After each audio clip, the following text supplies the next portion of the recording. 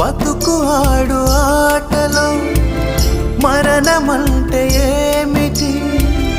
ఆటలోని అలుపు వంటి చిన్న మలుపులే జీవితాన్ని అందక జీవమెళ్ళిపోదులే,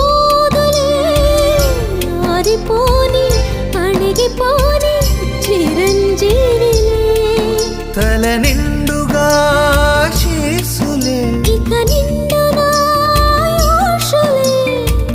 యముని పాశమే బిగుసుకున్నను. మరణమన్నది మరల జననమే. నిండు నూరేళ్ల సావాసం స్వర్గమయ్యింది వనవాసం. దండగుచ్చాను నా ప్రాణం